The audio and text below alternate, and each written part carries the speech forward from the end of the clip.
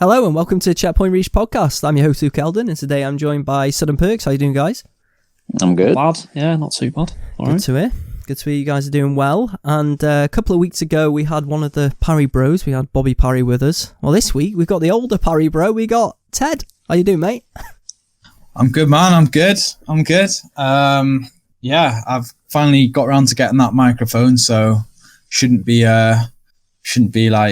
easier to hear me now. So much better quality. It's exactly what the viewers and listeners want, Ted. It is. That's it. I know. I've got to, up my game now. So I've got to, the younger P bro, Bobby, he didn't turn up with a microphone. So you've one upped him already. No.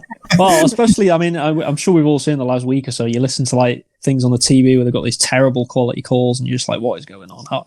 How is this a thing in 2020 that the technology is so bad for some people? That really has been a thing, especially in like technological fields as well, right? That's what I've noticed. Terrible. Like so many major companies that is their primary thing have things from like BC and shit. Like it's like lagging and stuff, and it's like, what is going on? These companies are supposed to be like the forefront of technology, and the technology themselves are rubbish.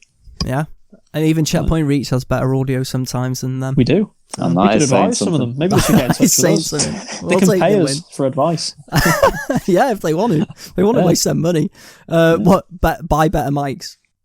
Yeah, there you go. There you go. There's a bit of advice for free. But no, to be fair, it's been a strange week, obviously, with all that's going on in the world, and there hasn't been many news topics to cover for obvious reasons, and obviously we support the Black Lives Matter movement, and we hope that justice will be served. It looks like that is going to be the case with the officers being charged finally, but we wanted to chat more in general about gaming this week because, like I mentioned, not many news topics to cover. So yeah, we're just going to have a chat about what we like, anything that pops into our mind. So we'll see how this goes. Nice little chit chat. Yeah.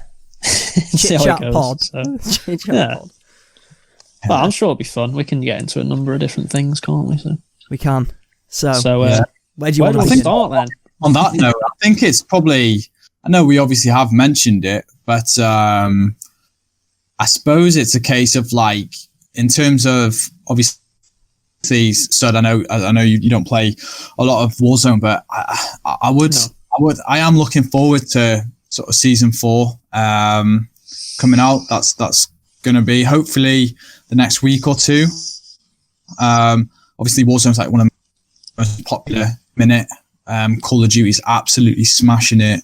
And I just think, for me personally, I'm still not bored of season 3, don't get me wrong, but it will be nice to see some new additions with, map changes. And obviously they've teased a lot of like the new bunkers, and they've slowly added new features in.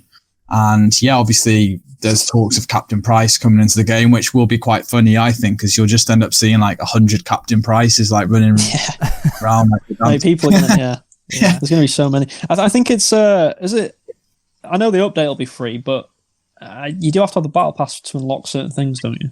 I heard. Yeah, that's always the way. You get some stuff for free as part of the season, just changing from one to the next. But the majority of like the cosmetic things that you actually want is always tied behind the battle pass. Do you have to pay for the battle pass to get Captain Price? I think so. We won't know until it arrives. I probably will, though. I assume you will, because that'll be Because what happened in season 3 is obviously Alex, they did a teaser for Alex, didn't they? And you got like his, like, you got an initial skin, which was like him with a mask or a helmet. And then if you got to tier 100, then you unlocked of like what you see him in the campaign. So I imagine that's going to be something similar with Captain Price. So they might have like obviously different skins for Captain Price and a bit of like nostalgia. Might have like a different nostalgia skin from like the original Modern Warfare. So see if he still has those googly eyes. Oh yeah. But yeah, true. Ghost was another one as well before Alex, wasn't it? So they've all been tied to it, and I see no reason why. I mean, they're going to make more money if they tie Price to a battle pass. So why not? I know. My question with go on. Sorry, go on. I was just going to say, my question with Warzone going forward. Obviously, I'm kind of on the outside looking in because I don't play it, but I have played it, but I don't play it anymore. It's going to be interesting to see what they do with the next COD, isn't it? And how they implement Warzone, because obviously it's going to carry on, but they're going to obviously have to implement more Black Ops style things into it. So I assume we're going to see like Mason and all them sort of characters come into the game. Yeah, they're in a really, I think personally, they're in a really tricky situation, because I wouldn't want to be. I know they've got 2 different development studios, which has its pros and cons at times, because it means they can ship more games, which is great. Yeah, more revenue to the business. But at the same time, like if you think of something like Fortnite, I don't think their user base hasn't really fallen off. It's still strong, and all they have to do now is every season just launch a new map or update stuff. Whereas what is their user base now? Well, I did hear though that it has stagnated a bit. Like it's not obviously still ridiculously popular, Fortnite, but Warzone's more popular than Fortnite right now. Yeah, more players playing Warzone than Fortnite. So I do wonder if Fortnite. It's definitely not going to be the end of the world for Fortnite. They're obviously going to carry on, but I do wonder if they're going to have to do something again to sort of revitalize Fortnite, because they're still obviously making. I mean, they must be making so much money off it, but their user base definitely hasn't grown much recently. It's definitely stagnated. So they're going to have to be careful going into a new generation. New generations usually mean change, don't they? So they're going to have to try and do something for next gen, I think, to remain competitive with everything else at the minute. Mate, I've just had a look, just Googled it with monthly players for Fortnite or Fortnite user base, and it doesn't tell me for 2020 that I can see, but in 2017 it was 78.3 million. Second highest whenever this was reported or this thing was made. It was 9th of August 2011 was The Sims Social with 66 million players. Wow. Jesus. I didn't realise. I mean, I knew Sims that's was a lot of socialising. That was back in 2011, was it? That's like 2011. Wow, that's a lot. But I think since 2017, though, Fortnite has definitely took a little bit of a drop. I don't think it's as popular 78 now. million now. Is it? No. I think Warzone. I'm going off like Twitch numbers and stuff, which I think are quite reliable, because that does show how many people are interacting with the game and stuff. And Fortnite is I don't think it's been first for quite a long time. So one thing it is still leading the way with in terms of first. battle royales is the followers, the Twitch followers. I know that's different to like the engagement on a day-to-day basis. You can follow something and never really pay attention to it. But I actually looked yesterday, which is really topical. And Fortnite was and not exactly, but it was at something like 56, maybe 57 million followers or something like that. And Modern Warfare itself, which obviously encompasses like the multiplayer and the campaign, it was on like 5.4 million. So okay, I'm not sure that means much. No, I don't think it means that much either, because day to day is far different than followers. But just to see that like how much Fortnite grew and like continued to grow. It's crazy to think how popular Modern Warfare and Warzone in particular is, and it still only has less than a 10th of the followers that Fortnite does. I think that's so as well. You've got to remember, Perts, that Fortnite is coming from such a high base, like a ridiculous base, that even a little drop isn't going to affect them much. Like, although they're probably thinking, I'm sure that they're internally probably thinking we need to probably do something, because they want to obviously maintain that high base. They're not going to want to drop, or they're not just going to want to accept and drop. So they're probably thinking of doing things, I assume, maybe for next gen. I would assume they're going to try and shake it up a bit. I think they're going to have to shake it up a bit, because there's going to be new games coming out for next gen.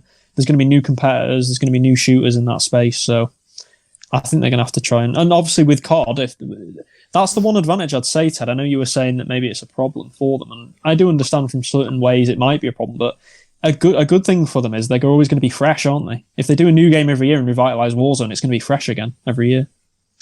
Yeah, my only concern, I know that obviously Perks, you're like massive like fan of Blackout and the Black Ops series, and I just think that there's little subtle differences between the two games that for me, I'm starting to like really get into Call of Duty now and just like starting to enjoy it, and I've learned all the little quirks about the game and quite enjoy it. And for me, I just find it would be a little bit frustrating that even if there was just a slight change in the aiming capability, the way the guns fire, or just anything that's coded differently, it could impact the way that I see the game. Or for me, an ideal situation for me personally, I'm not sure if everyone agrees, is that they just update the map completely. Like, I know that obviously there's new seasons, but I just kind of feel that, you know, to stay fresh at some point that they're going to have to, like, you know, maybe call it Warzone and just do a new skin. Just I don't know what they're going to do with it. I think that's exactly what's going to happen. Like, we said this a few weeks ago. Sid and I were talking about it in quite some detail, actually. I think it was with Bobby when he was on. Yeah, it was. And we were basically saying, like, or at least in my opinion, Warzone's going to continue as a standalone. It's not going to be like mishmashed into a Black Ops release. It's still going to be there. Like, development teams share assets. I mean, Infinity Ward, Treyarch. I don't think they're necessarily going to pass Warzone back and forward. They'll just work together and progress things like that. I don't think you need to worry about Warzone becoming another Blackout, because let's be honest, Blackout, as much as I enjoyed it, and I think we all did, it wasn't that successful, mainly because it was bundled in with like a £45 price tag. So I think Warzone now just exists as Warzone, and what you see in Verdansk and the loadouts, the guns, the perks, the lethals, the tacticals, they'll just get updated over time. Things will be added, things will be taken away. And then Warzone can just exist as its own thing, but it can always stay fresh by being updated. Give us a new fake city. I think that will happen over time. They probably need to do that to keep it fresh.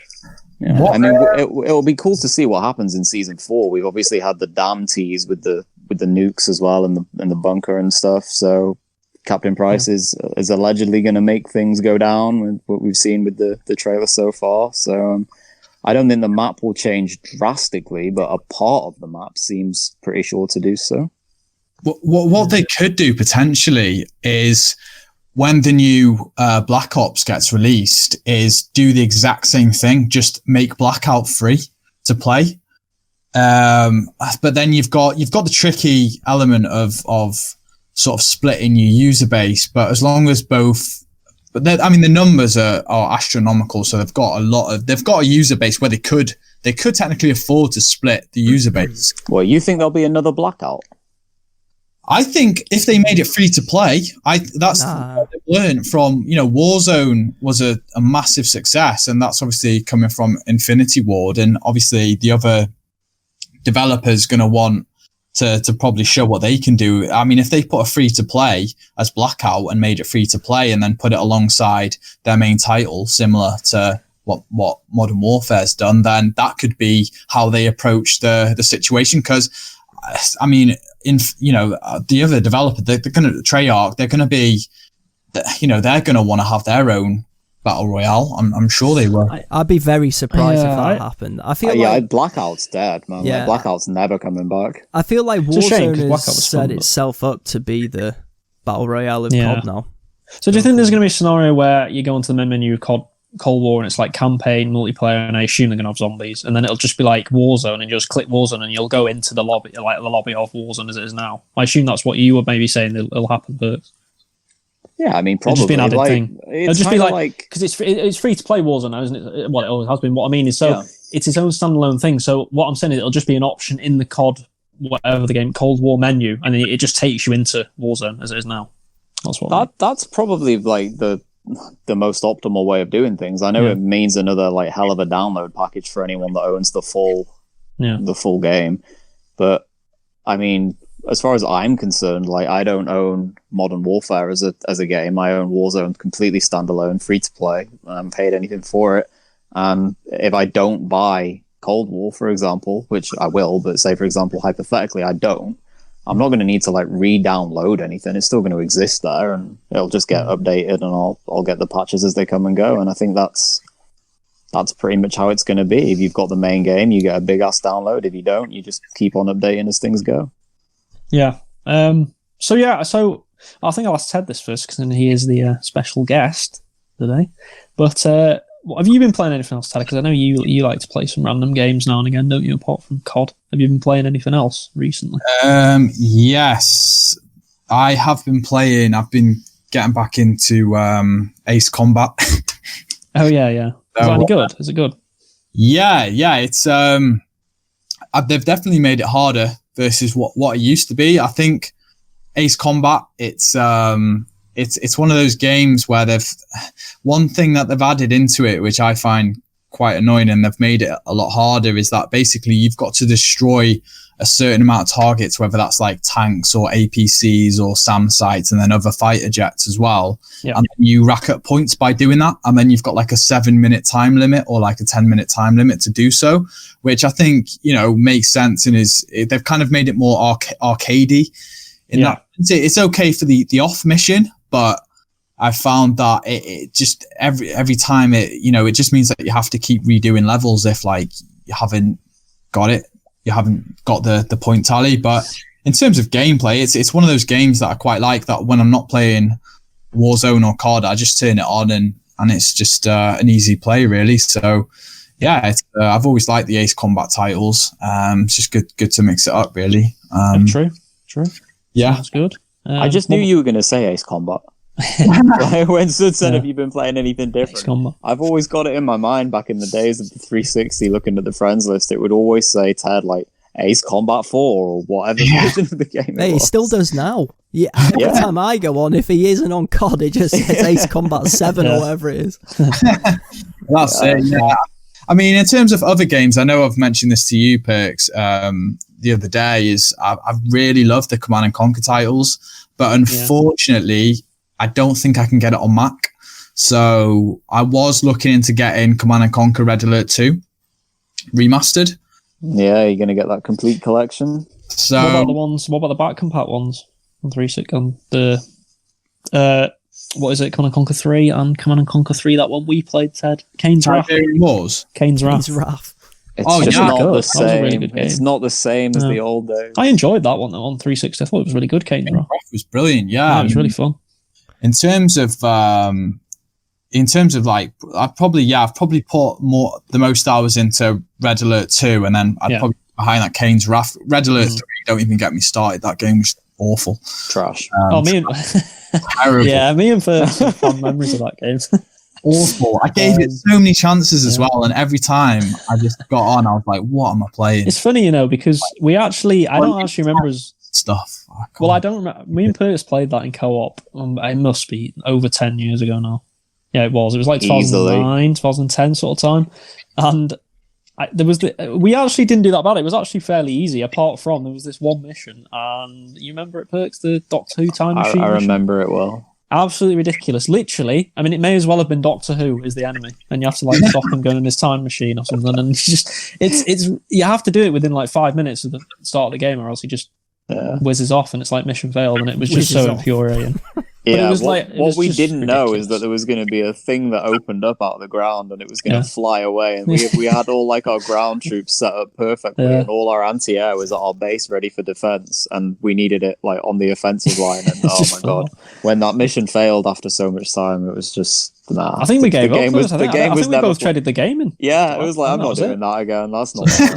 Like, we've been doing objectives here for ages, and then it flies off and just kills us like that. It's a shame, because it was all right before that. Ghost Recon, that time when we did a 60-minute mission, it was just me alive.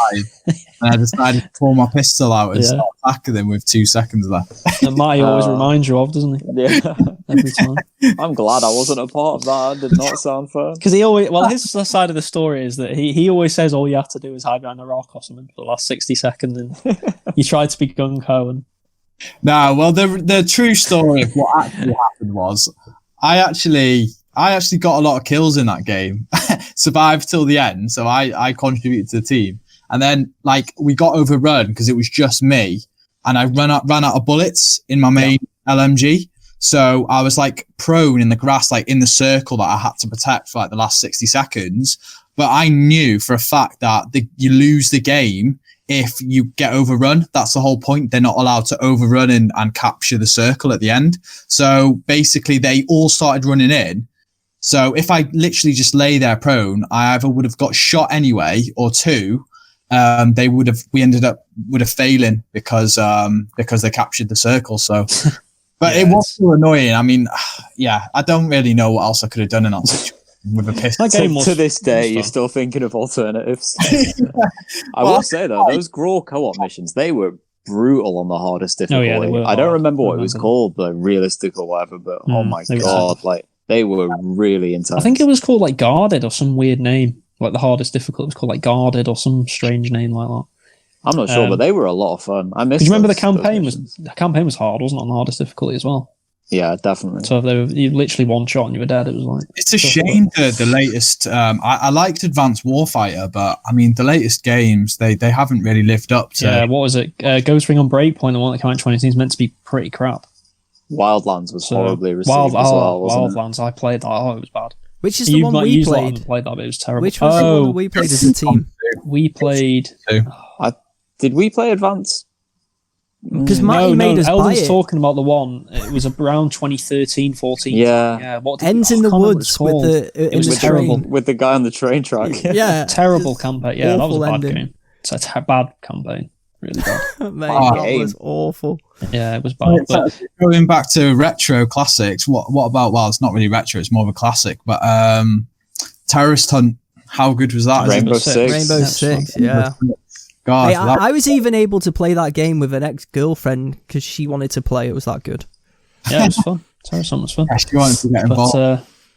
It was fun, to be fair. That whole game was fun. Even the multiplayer was really good as well. I remember the multiplayer being What fun. was the name of the map that was the farm map? The way it's like, just do it over. LVU Camp. Yeah, that was it. It was the easiest one. God, it was the easiest map. Yeah. And to get to General, you had to do it about 1,000 times. Yeah. Wow. The best thing about that game is actually like what they used to shout like when like they got near you. It's like, what do we do? Scream, Charge! Like scared. That bitch owed me money. Mate, me and Sud played it like a year and a half ago. Yeah, I remember. We went back to it, didn't we? Yeah. Mate, it was some alright, of those wasn't it? Shouts were hilarious, to be fair. I can't remember some of the others, but it was we played hard. on realistic, didn't we? And it was like ridiculous. Yeah. Like we played like some of the missions are ridiculously hard. What one did we play? Was it the library? Do you remember that one where you like in a meat locker? Do you remember Eld? We were in a meat locker. I remember the maps. I just don't remember what they were called. I don't remember the meat locker one. No, yeah, it was tough. The library when we're trying to go up the stairs and like through the front door. Shit. That was tough. Your screen just goes black and like, great, you got to start again. Yep, fantastic. It used to be like, when you just run around the corner and like you just know you're dead, or like you just pretty much. I can just see 3 of them. Yeah, that multiplayer was really fun. It was still all right to play. Yeah, no, it was actually. It was a little bit clunky. Like, it was compared to like Rainbow Six Siege or something. It's like a night and day difference, to be honest. But and it's funny because Rainbow Six Siege, I mean, its success was probably solely a lot based on them games, because without the Vegas games, we probably would have never got a Rainbow Six Siege. And it's been successful on it, so it's always a game that I would love to go back to, but there's just no point because you'd be terrible at it. Oh man, the point of entry, can you imagine the skill gap? I kind of wish I'd have stuck with it a little bit, because I do enjoy tactical shooters like that. Especially like close combat 4v4. It's really fun, but it's just, you try and go in that game now, you won't have fun. Because every now and then I get a recommended video of like watching some gaming channels, and I see like the elite teams when they're doing their skirmishes and stuff.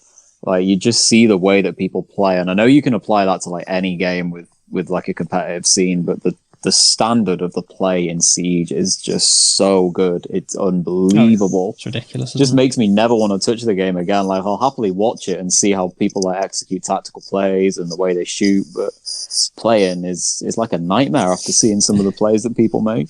Yeah, it was the game you had to get on day of release and just like smash it. Like, yeah, definitely playing and get better. Yeah, because the gap now, it's like Halo. Halo's the same. Like, you go on Halo 5 now, and mate, amazing. Me and Marty played quite a bit of Halo 5 probably 2 or 3 years ago, and we were getting better. Well, Marty's good at the game anyway, but I was getting a little bit better at the game. But even then, it was just like, because Marty was a higher rank in general than me, I'd play in games at his level, and it was like, oh my god, this is insane, just absolutely ridiculously good for people playing. So yeah, it's definitely tough in them spaces when you've not played it for so long. But what about you, Luke? Have you been still playing NBA? Or no, not well. No. I played it last week, and I got to the. Did I tell you I got to the finals? I think you told me. Yeah, I was playing the Brooklyn Nets. That horror story. Won the first game. It was a close game, and then second game I was up by 10. Game crashed, or like signed me out of the internet or something, and you can't play My Career without the internet. So I came back on, and then I lost 4 games straight and lost the NBA finals. So yeah, that was good fun. And then aren't they a bad team as well in real life? No, they're good. They got Kevin Durant and Kyrie Irving. Mate, they didn't miss either. Yeah. I'll tell you what, though, playing the NBA game against a computer is a lot of fun. For me, anyway. It probably helps. I don't really know the rules, so I'm pretty shit. I've got to be honest. It's funny because I was playing that for a little bit, then I stopped playing it, and I watched the Last Dance on Netflix, and it made me want to play it again. Yeah, Last Dance is because that's so good. That Last Dance. It is. So well, that's why I started playing it again, actually, because of Last Dance. Yeah. But I've stacked down my team now. I'll tell you what, though, I was thinking of one game that I think Ted should play. Seeing it was on Game Pass, is the remastered Metal Gear Solid 2 and 3. Oh yeah, they are on Game. Yeah, the bundles on Game Pass. Oh, is it? Oh, yeah. Have you never played them? What a game! I borrowed Metal Gear Solid 3 off him for like 8 years. Yeah. Oh yeah, yeah. That was so. There's a story for the listeners. I borrowed Snake Eater to you, and then I remember what was it like? It was like years later. I think my brother asked me. He was like, "Oh, do you still have Metal Gear?" I was like, "Oh, I think Eldon's still got it. I'll go ask him." And then you were like, "Yeah, mate, just come around and get it." Went round to get it, and there was 2 Metal Gear Solids on. And you were like, "Oh yeah, that one's Chubbs's." I was like, "Yeah," but to be fair, Chubbs didn't lend it me; he left it. And I have a worse story of something like that. I mean, the listeners can let me know, but I lent a game each to Matty and Sud in school, and Matty and Sud sold the games. They traded the games in. I can't remember what the game was. FIFA. It was FIFA. Matty's was definitely FIFA. Yeah, I can't remember what it was. I can't remember what it was. Was it like Top Spin or something? Maybe, but I don't know. The principle of that. Yeah, I mean, it's essentially what you used to do to people. They'd lend things to you and then they'd be gone. They'd just be lost in the pit of your room. Hey, I'd give them back if they wanted them. I wouldn't fucking trade them in. It definitely wasn't my proudest moment, but I was about 12 or something. Was it 12, my ass? All right, maybe 14. Were you Anakin? Did you get swayed? Yeah. But, to be fair, I actually did pay. I think I bought you the game again. I think so. Might have didn't. I don't know. That's probably probably didn't. I definitely didn't. Unreal that. Yeah, but they how did you find out they sold the game that you? Because I asked for them back, which was like the biggest shock ever. To be fair, I was like, I wanted my games back, and then they were like, "Oh, I think we traded them in." I was pissed. Yeah, I can actually add more to that story because you asked for them back, and like at least Matty anyway, and it was like, oh, it didn't happen. He didn't know where it was. He was going to find it and something. And then I was talking to you one day, and I'd been with Matty when he was doing it. Obviously, I was oblivious to the fact that it was yours, and I was just chatting. I was like, yeah, we went to the shop the other day. Matty sold a few games, and you were like, oh, what did he sell? And then I told you, and you were like, what? That's mine. And then I was just like, oh man, that's awkward for me now. But yeah, the unintentional graphs. Oh my god. Odd time. You just like to see the world burn, Perks. Unintentional, my ass. Yeah, that was Mate, that wasn't my proudest moment. God, on Top Spin, that was such I'd love Top Spin. Top Spin was fun. Oh. I remember Top Spin 2. Top Spin, the first one might have been wasn't that one an of the Xbox first original games I ever played, with Perks, because Perks was the only person I knew who had Xbox, and he had Xbox Live as well. Yeah, nice. So Top Spin was great. So, I remember borrowing it off you. Do you know? I remember talking about it in. Do you know what I remember talking about that game? We talked about. Do you remember the school with the what they call not Karen? What they call the mobiles? The mobiles. Science. We used to have science. Do you remember? In the was it me, you, and Eld? Don't think I was in your science class. Well, we sat next to each other, didn't we? And then mobile. Yeah. We used to just talk about like Top Spin. Yeah, no, I think we might have talked about Top Spin. Yeah, I remember you played that game loads, didn't you? Because you even got like didn't you get like that achievement for like what was it like win a what was it, something ridiculous achievement like get so many points on the online? Me. You played that game loads. I remember. I did play it loads. No, I played it a lot. You played it online, didn't you? And you had to do really well.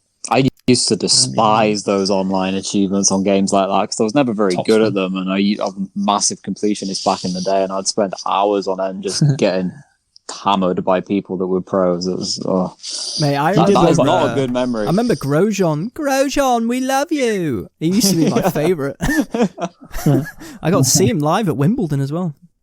Good little player he was. But Top Spin was amazing. Remember how many games we played though, Perks? Like a mile against like Bobby Pallet and stuff. Yeah, because he got me into it initially before you and I played it.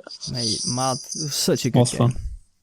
It's a shame nowadays that tennis games are pretty naff. Yeah, they don't live up to them. There's one called like Tennis World Tour, which is I think that came out at the start of the year. It's meant to be all right, but they're just not as good. They dropped off a cliff. Yeah.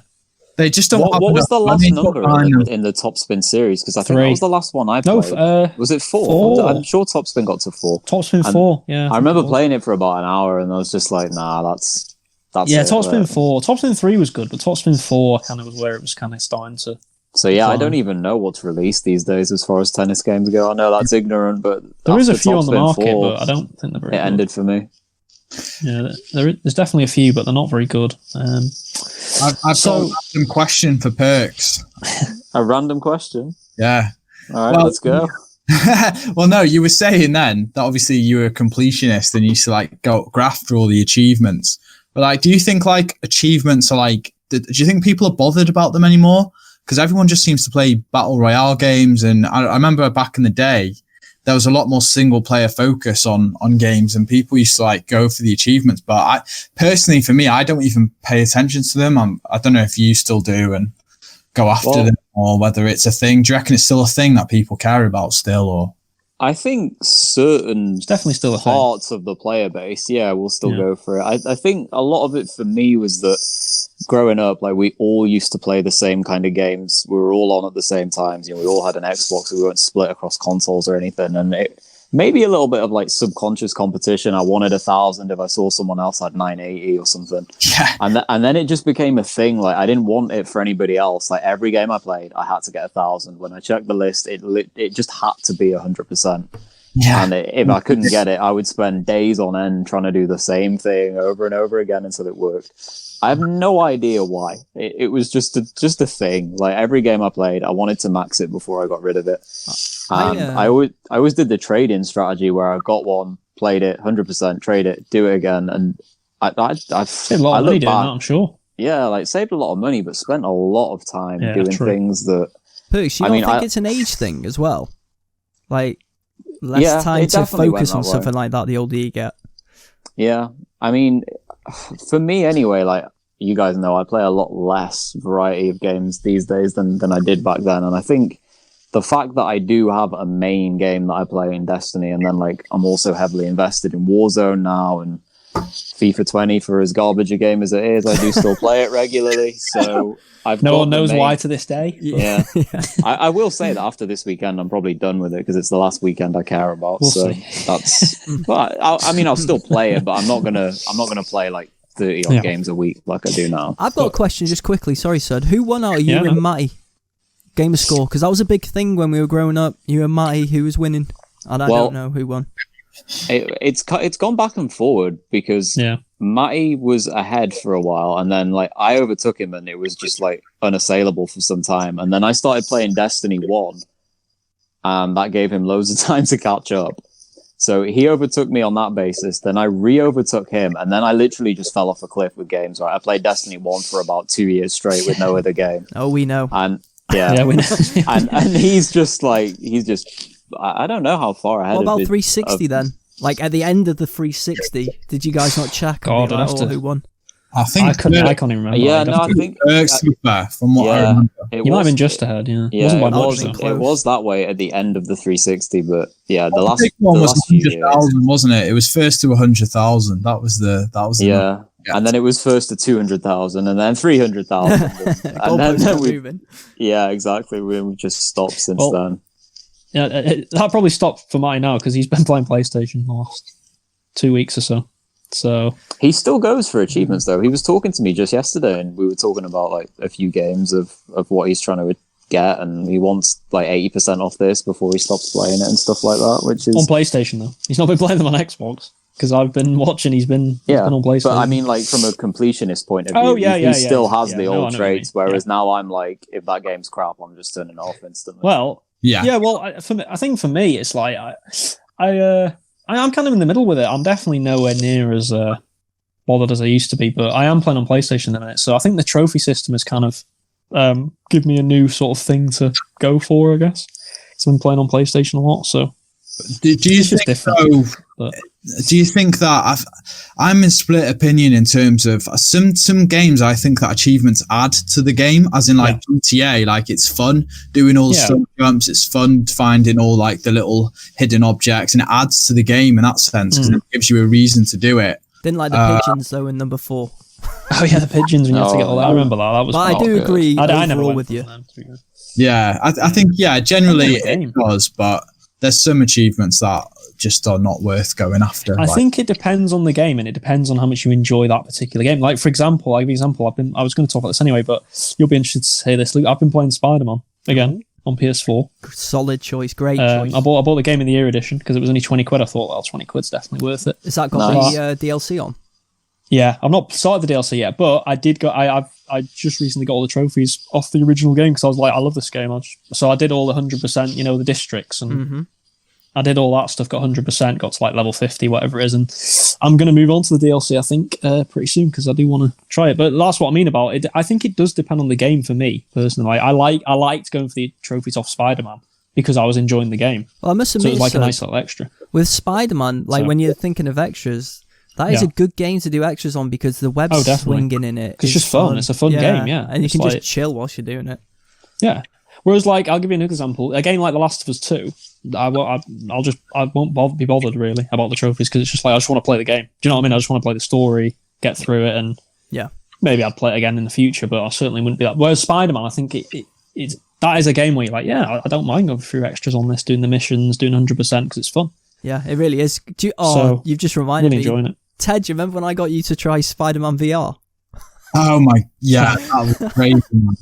I felt like I was falling from, you had to grab me because I was going to fall backwards onto the couch.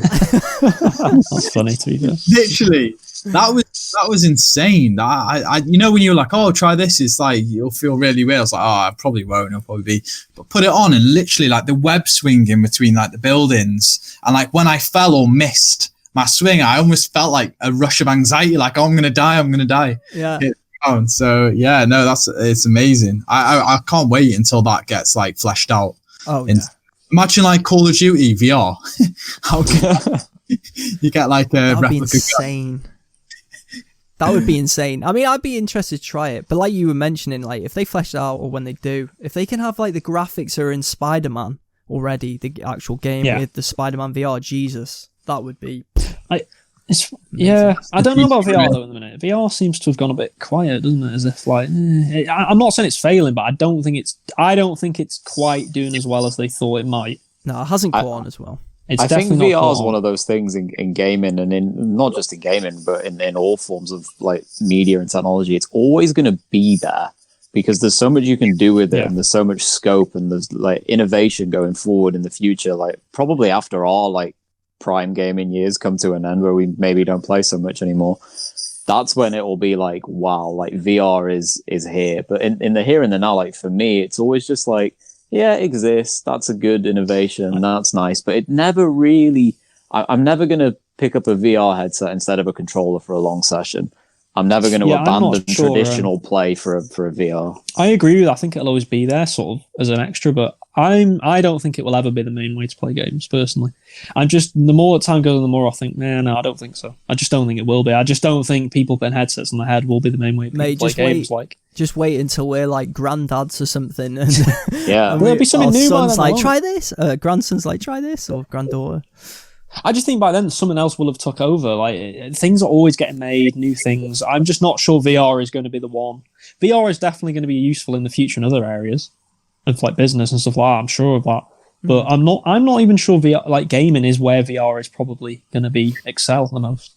I think there'll be other areas where it excels, but it will always be there in some form. I'm sure, like I'm sure especially PlayStation VR. I'm sure they'll keep making stuff like that because they sell decent amounts of copies and.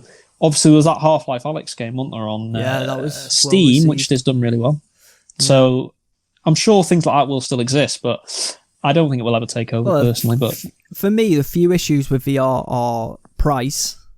Still, obviously, comfort way too expensive. Comfort, and just it's got so many wires to set up, and it's such a faff. And all you can think is, can I be arsed doing that to play it for half an hour? Because you don't really get half an hour out of it. I think it's better for short experiences as well. I don't think you don't want to be playing like an 80-hour game on a VR headset. Mate, I got because it was bought for me as a present, the VR, and I got what the hell, Skyrim with Skyrim. it. Yeah, Jesus, I man. I tried it and I was like, why do I want to play this for like what 60 plus You just want to play hours on a or controller, something? wouldn't you? Why would you not play? Like, it's just like I just play on a controller. Why would it I was play already buggy anyway. Yeah. Buggy in VR. I mean, you said it pretty much made you feel sick, didn't you? After like a few minutes. A lot of people have said that though, like headaches and motion sickness and stuff like that with VR stuff.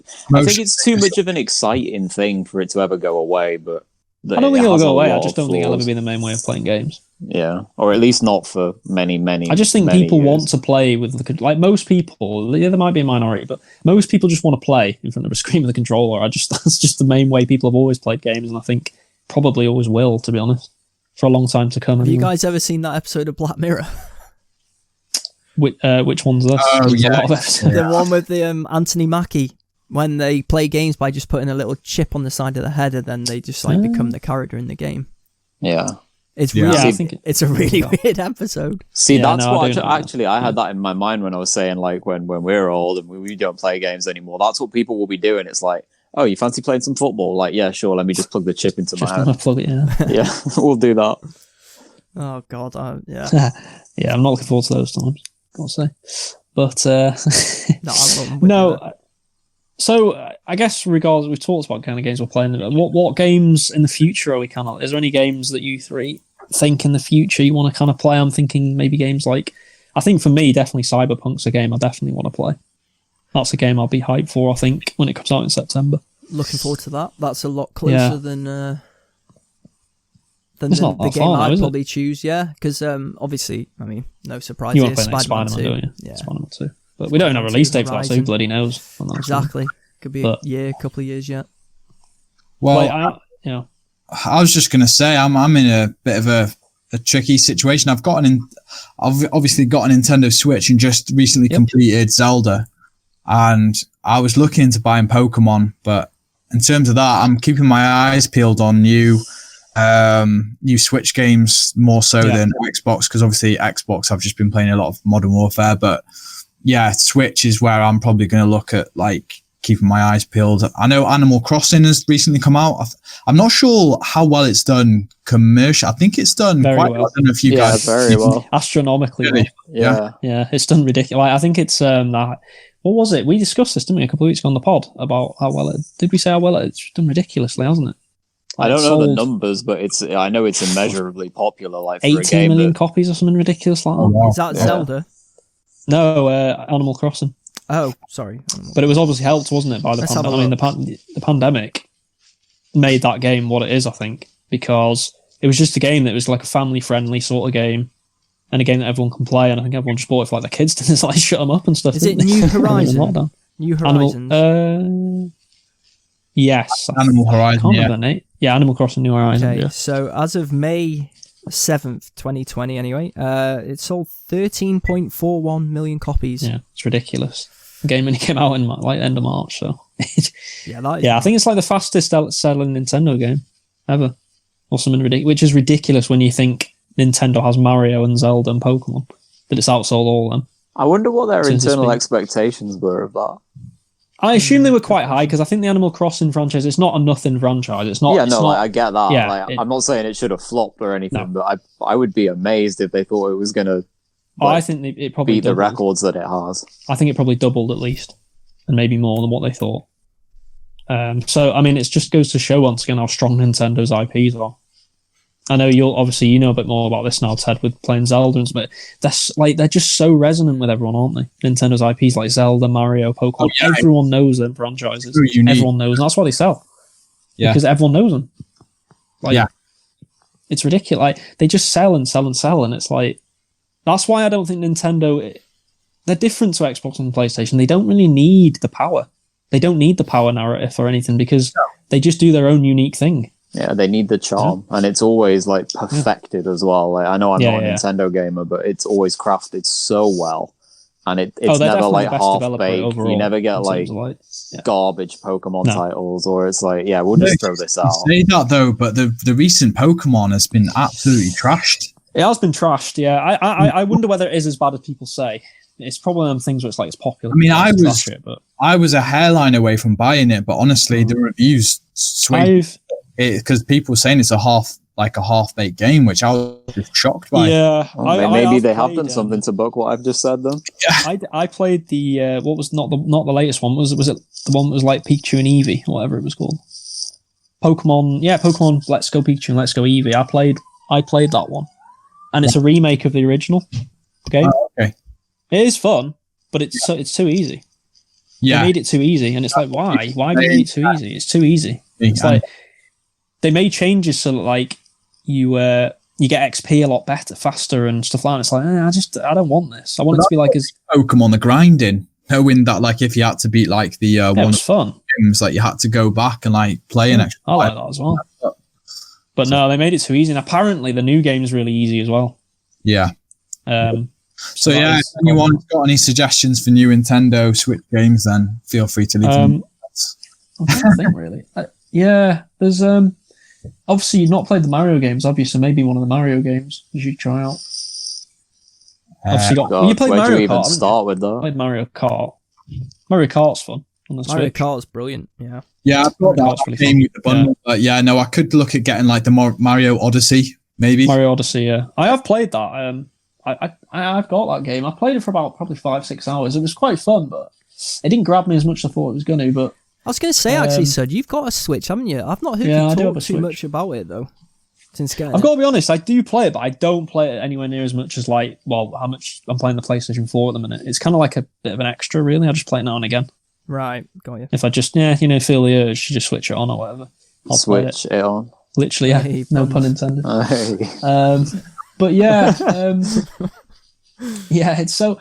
I've actually got a couple of games I've not even tried. So I probably should play it a bit more, to be honest with you. But I do like playing it. It's just something different, It's just completely different, really. The experience on Switch to anything else. Yeah, definitely. And that's what I like about it.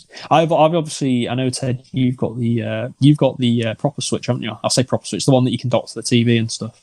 Yeah. I've only got the light one, so it's more like a handheld for me. But I just like playing it handheld. That's just how I prefer playing anyway with Switch games. So yeah, if I had one, I wouldn't dock it. I would I'd probably get the light as well. I mean, that's the appeal of that for me.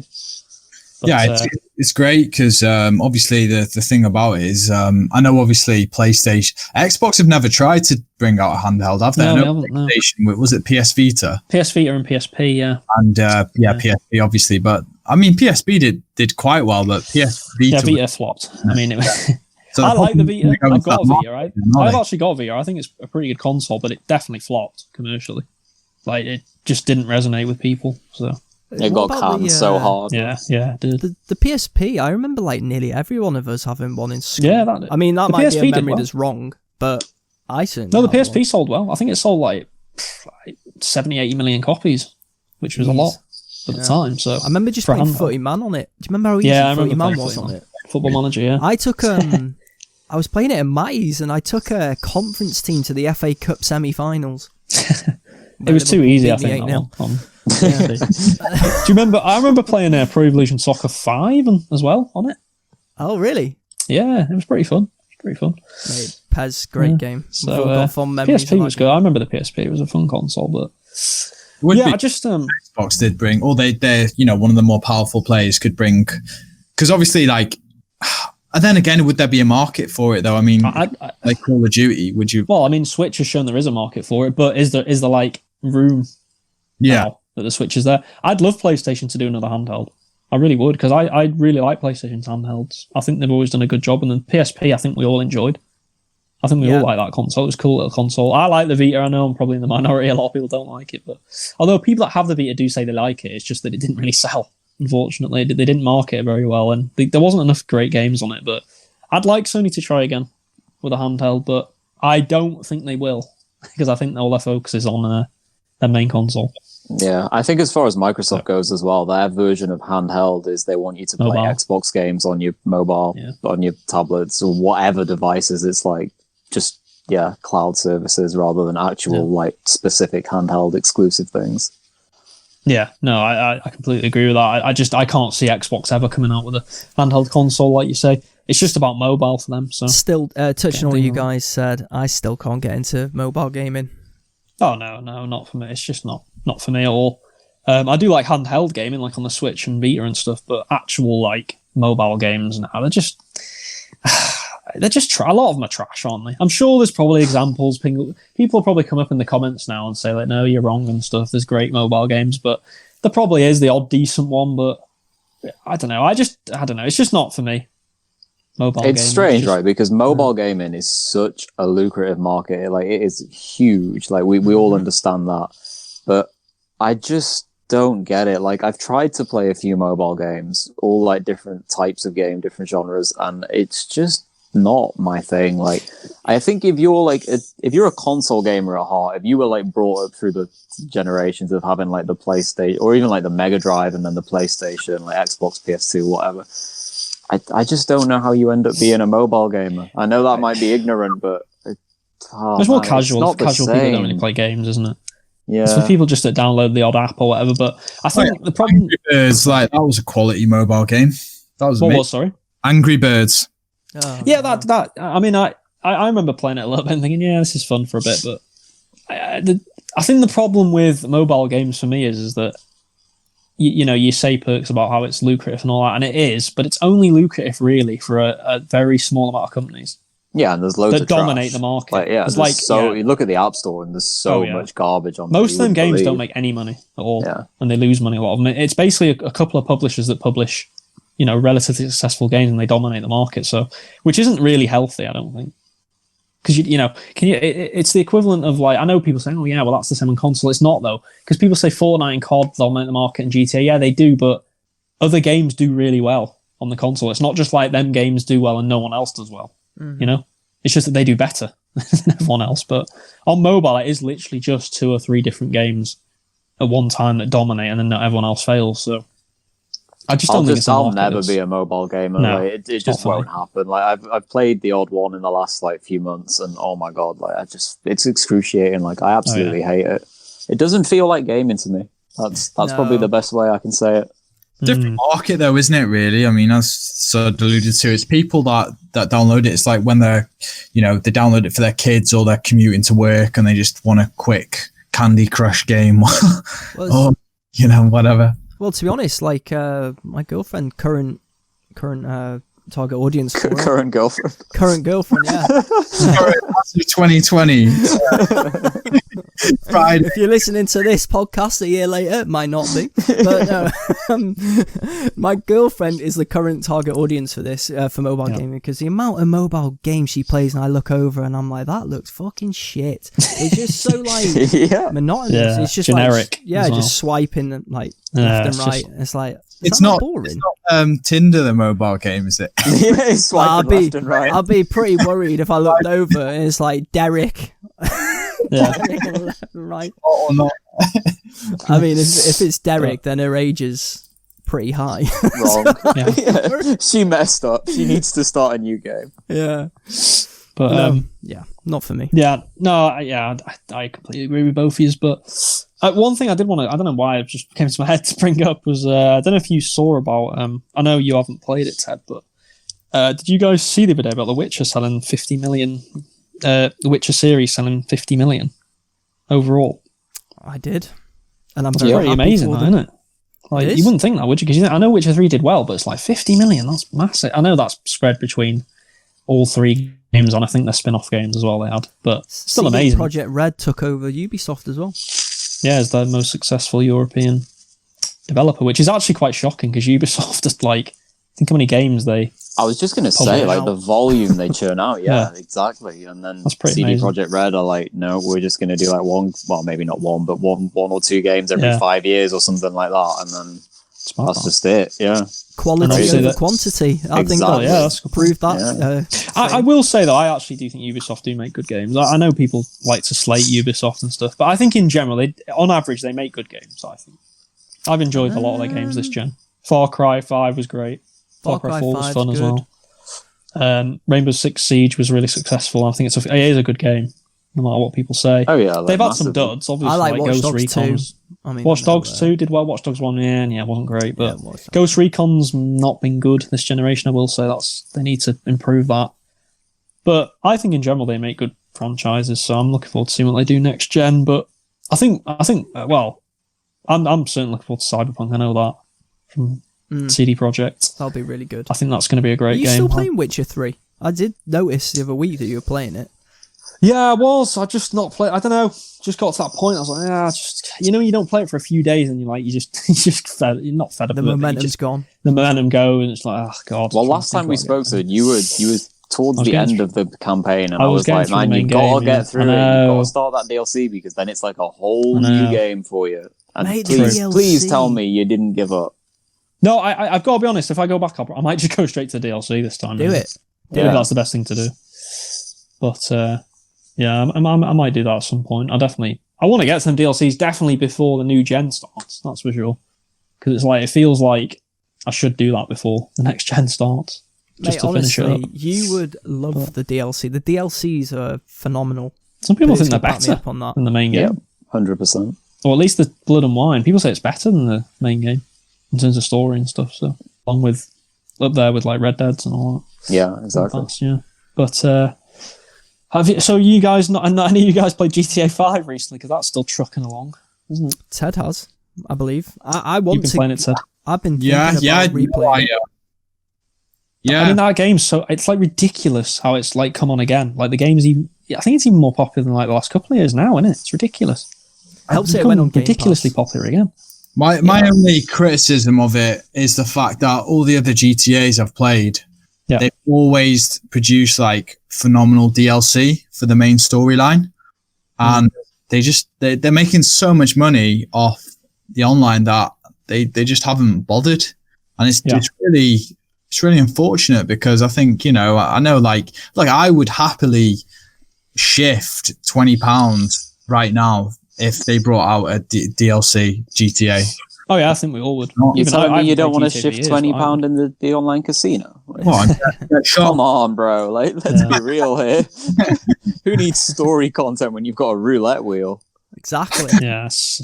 Yeah, that's crazy. Yeah. And you can bet on horses, like we did. Josh, you don't have to pay though to do that, do you? Like you pay with in-game money, don't you? You can, yeah. You can though. You can use like them shark cards or whatever they are. No, but no, I think to be fair though, I will say though, I know maybe we're not.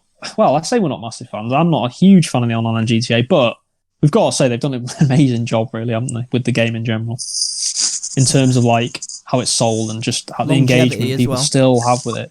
It's still like. When you see it on like top 10 games of the month sold, it's still in the top like 3 like every month, and the game is like 7 years old. It's amazing. Really, the game is quality. And to be honest, I'd like the online more if it wasn't so slow with its loading.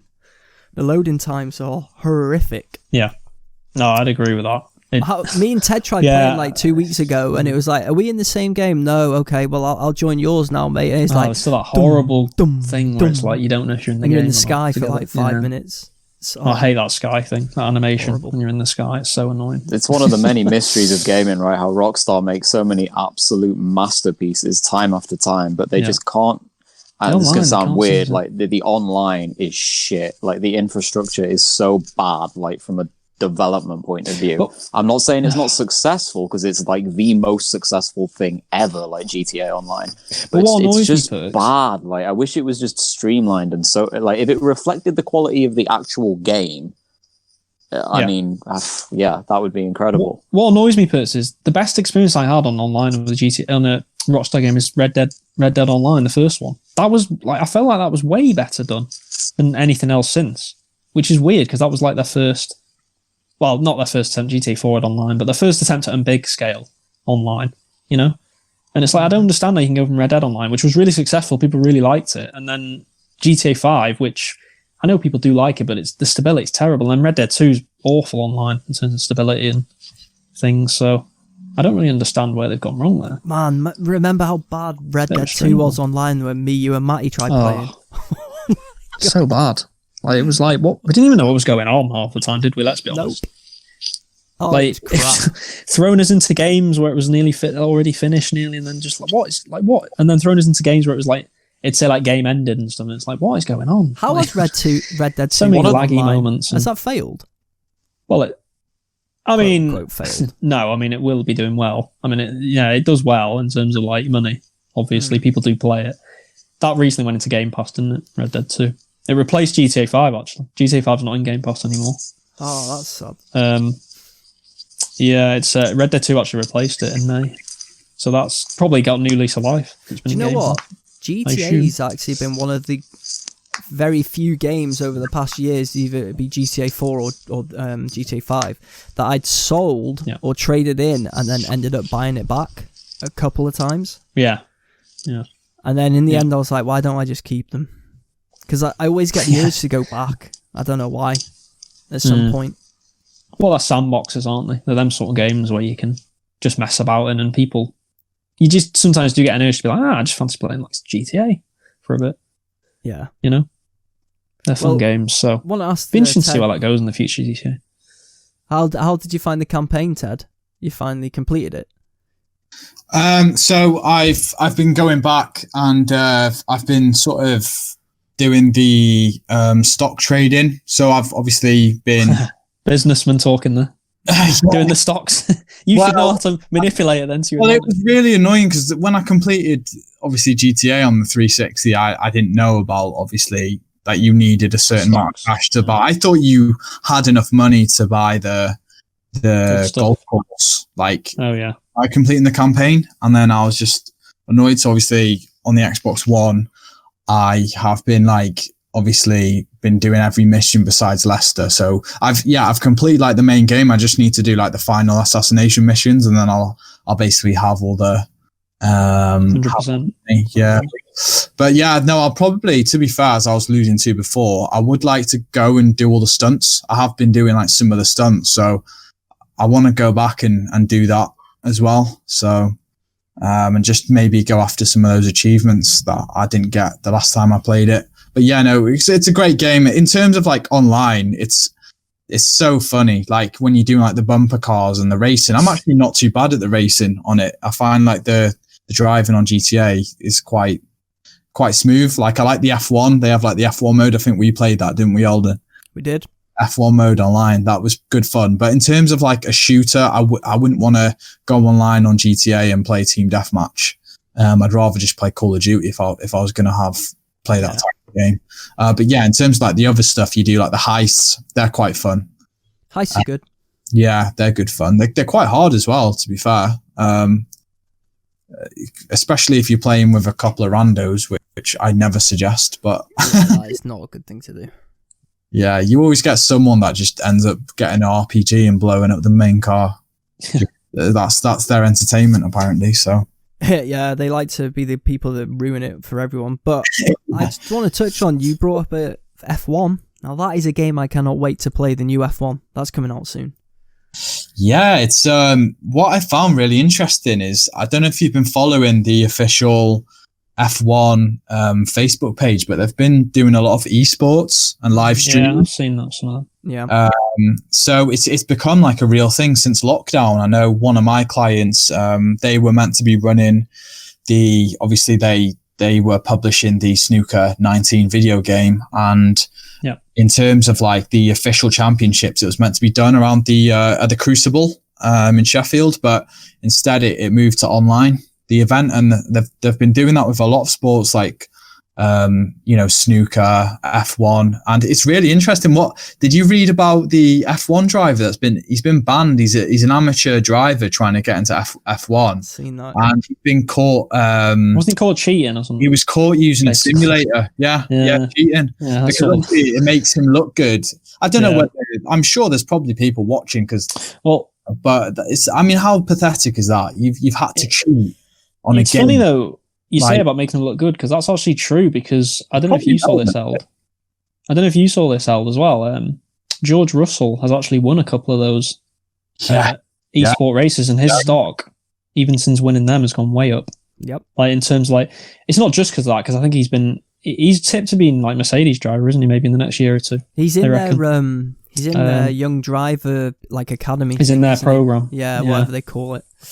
So it's funny though, isn't it? Our video game has basically enhanced his reputation. Yeah, in a way, which is because he's won a couple of them races. And if you think about it, I mean, it's not the same as doing an actual F1 race, but the skill set is still fairly similar in terms of you need reflexes, and it's because they use obviously the proper sets, don't they? So you know what I'd love to see. I know this is going off games, but obviously the games gives everyone like an even platform in a sense.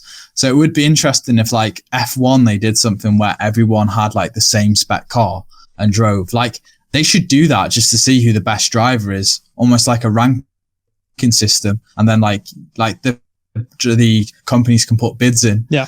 So it's like, I don't know, but yeah, no, it's interesting. It's a way for them to train, isn't it? In a way, like they're using the actual proper rigs as well.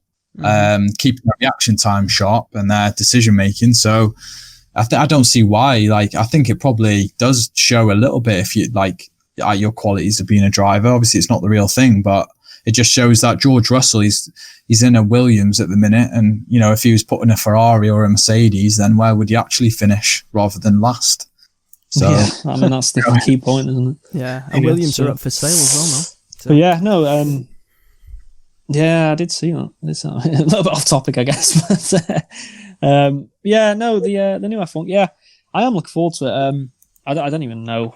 I think it comes out in mid-July. Is it something like that? I think something like that. Yeah, I think it's something like that. It might be mid or late July, something like that. Create your own team as well as my career. Yeah, I saw that. Finish first in the esports, Ald, and then put your pitch in for Williams to get in their F1. Mate. If I drove for Williams, I'd be awful, but I wouldn't do any worse than what they're doing now because I wouldn't get a point. So, still be bottom of the pile. Yeah, just be last, lapped about 8 times or whatever. Well, I wouldn't even be able to get around the track. Probably they're really hard to drive F1 cars. Oh yeah, you'll be the safety car. You can drive the safety car. Even that's probably tough.